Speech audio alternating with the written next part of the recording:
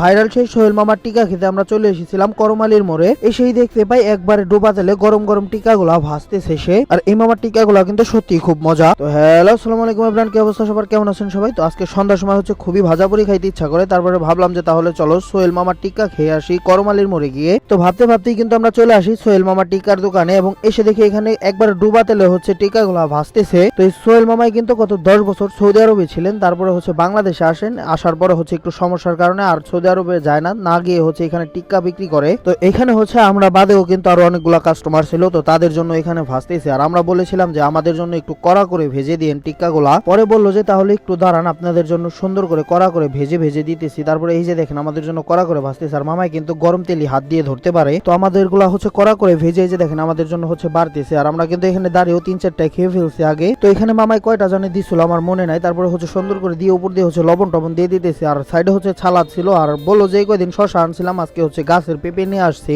তবে টিকা জিনিসটা হচ্ছে শশা দিয়ে খাইতে বেশি ভালো লাগে, শশা অথবা খিরাই। তবে এই যে পেঁপের যে সালাডটা আছে এটা দিয়ে খাইতে খুব একটা ভালো লাগে না। আর আমরা আজকে এসেছি, আর আজকেই নাকি সে শশা আনে নাই, তার গাছের পেঁপে নিয়ে আসছে। তো যাই হোক, শশা খিরাই পাই নাই তো কি হয়েছে, পেঁপে দিয়ে হচ্ছে এখান থেকে একটু ভেঙে মুখে দিয়ে দিলাম। আর মুখে দিতে বুঝলাম যে না, এই টেস্টটা ঠিক আছে টিক্কার। মামার টিক্কাটা হচ্ছে সত্যি খুব মজা। জয়পাড়ার ভিতরে হচ্ছে এই টিক্কাটা ট্রাই করতে পারেন সবাই। আর এদিকে কিন্তু ভাগ্না হচ্ছিল, বেশ অনেকদিন পরে হচ্ছে ভাগ্নাকে ভিডিও আনা হলো, কারণ হচ্ছে এই কয়দিন হচ্ছে সময় পাই নাই, খেলানি খোলানে ব্যস্ত ছিল। তো আজকে হচ্ছে একটু ফ্রি, তাই নিয়ে আসলাম। আর ক্যামেরার পিছনে এদিকে কিন্তু দীপু ভাইও ছিল, দীপু ভাই খাইতেছে। আর দীপু ভাই কিন্তু একটা সত্যি কথা বলে ফেলছে, মানে হচ্ছে এই জিনিসটা হচ্ছে দুপুরবেলা গরম ভাত দিয়ে খাইতে সেই রকমের লেভেলের একটা মজা লাগবে। পরে দেখলাম যে দীপু ভাই তাকে জিজ্ঞেসও করতেছে যে ভাই দুপুরবেলা থাকেন নাকি। আবার ওনাকে জিজ্ঞেস করার পরে আবার আরেকটা কাহিনী করতেছে, সেটা হলো দেখে বলতেছে যে আমার হাতের টিকাটা ঠান্ডা হয়ে গেছে, তারপরে এখান থেকে তেলের ভিতরে চুবাই হচ্ছে খাইতেছে। মানে আমাদের সবার মধ্যে দীপু ভাই যে কি পরিমাণ একটা ফানি লোক, আপনারা না দেখলে হয়তো ওইরকম ভাবে বুঝতে পারবেন না। তো যাই হোক, চলেন মামার ফুল লোকেশনটা বলে দিই। মামাই হচ্ছে করমালির মোড়ে বসে থাকে। আর এখানে কিন্তু বেশ ভালো পরিমাণের ভিড় জমে মামার এখানে, কারণ হচ্ছে মামার টিকাটা সত্যি খুব মজার। তো আপনারা সবাই একবার হলে মামার টিকাটা ট্রাই করে দেখতে পারেন। আর যারা ট্রাই করেছেন তারা অবশ্যই কমেন্ট করে জানাবেন যে আপনাদের কাছে কেমন লেগেছে। সো ধন্যবাদ সবাইকে।